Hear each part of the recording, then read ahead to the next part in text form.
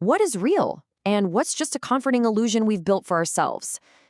This isn't just some question for philosophers. It's a battle that wages inside our minds every single day. And with the rise of AI, that battle is about to get a whole lot more intense. It's a really fascinating paradox, isn't it?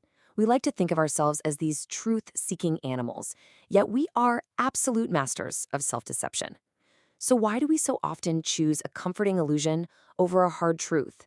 The answer, believe it or not, can be found in one of our oldest myths. So we're going to start with the Greek myth of Pandora's box, but this isn't just some old cautionary tale about curiosity. It's actually more like a blueprint for understanding the fundamental conflict that's always playing out in our own minds. When Pandora opened that box, or technically a jar in the original myth, it wasn't just an act of simple disobedience. It represented humanity crossing a critical threshold, right? The boundary between the comfort of ignorance and the turbulent world of awareness. She knew she wasn't supposed to look, but her curiosity was just stronger. Sound familiar? This right here is the core tension of the myth. When the box opened, out flew all the suffering, chaos, and conflict. But they didn't come alone. Knowledge flew out right alongside them. The myth is telling us that you really can't have one without risking the other. Progress always has unforeseen consequences. Okay, now let's jump from ancient myth to modern cognitive science. Because this conflict, it isn't just a story, it's actually hardwired into our brains. We have two fundamental forces constantly at play: our capacity for fooling and our quest for real knowledge.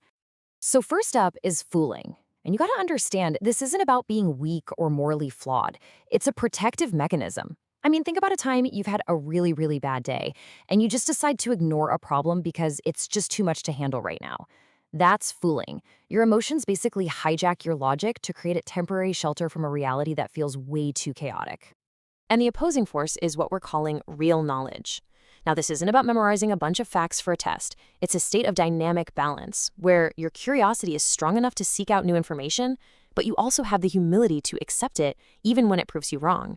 It's the difference between being open and just wanting to be right. And this fooling actually comes in two main flavors.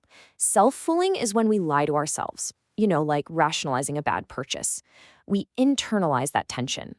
Other fooling, on the other hand, is when we lie to others to feel better. Think of a conspiracy theorist trying to convince everyone of their distorted view.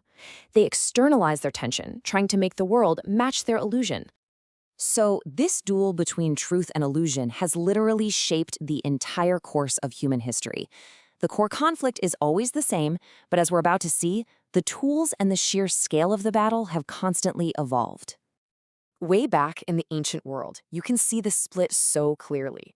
On the one side, you've got figures like Socrates and Buddha, who were urging us to look inward and release our tension through insight. But then on the other side, you have the sophists, who were masters of persuasion, and the oracles, who used these mysterious, ambiguous prophecies to control people.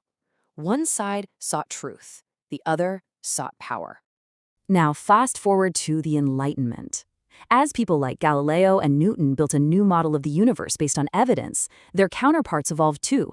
The simple charlatans and alchemists of the past gave way to these sophisticated autocrats who weaponized ideology to control entire nations.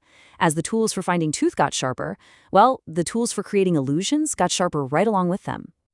And then the 20th century hits, and bam, mass media. Suddenly, both sides had a megaphone. While pioneers like Alan Turing were building systems based on pure logic, and communicators like Carl Sagan were bringing science to millions, that very same technology was being weaponized. Demagogues and propagandists could now spread their illusions to an unprecedented audience. The scale of the whole battle just exploded.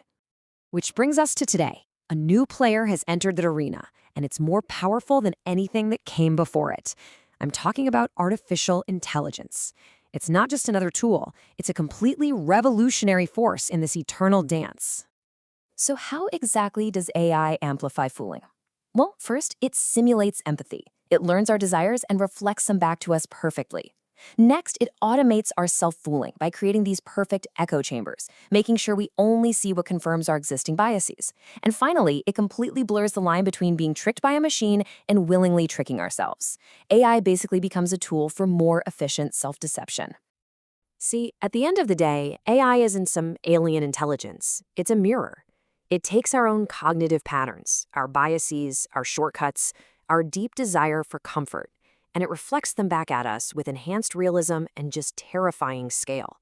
It's the ultimate fooling machine precisely because we are its engine. Wow, that all sounds pretty bleak, doesn't it? But let's rewind and go back to our starting point, back to Pandora's box. Because the story doesn't end with chaos. There's a twist. And it offers us a way forward by understanding the surprising and maybe even necessary role of illusion. So, what if we've been looking at fooling all along? What if it's not a bug, but a feature? I mean, think about it. Self-deception protects us from truths that might be too overwhelming to handle. Shared myths, which are a form of collective fooling, are the glue that holds entire societies together. And every time we fall for a trick, our brains get a little bit better at detecting the next one. Illusion, it turns out, can be a powerful teacher. So you can think of it like this. Fooling is a force of compression. It contains and stabilizes all that mental tension. Knowledge is a force of release. It resolves that tension through insight. Human history is really just the wave created by the oscillation between these two forces. Each phase of illusion builds the tension required for the next big leap of enlightenment. And this brings us right back to the very bottom of Pandora's box. Remember, after all the chaos was unleashed, one thing remained: hope. But in this framework, hope isn't just wishful thinking. Hope is equilibrium. It's our mind's incredible capacity to learn from our own illusions and find a stable balance with the truth. And that leaves us with the final, crucial question. AI is the ultimate mirror. For the very first time, we can see our own patterns of deception reflected back at us with perfect clarity. The question is no longer if we will use this mirror, but how. Are we going to use it to fool ourselves more effectively? Or will we finally use it to understand ourselves and to master the eternal dance between truth and illusion?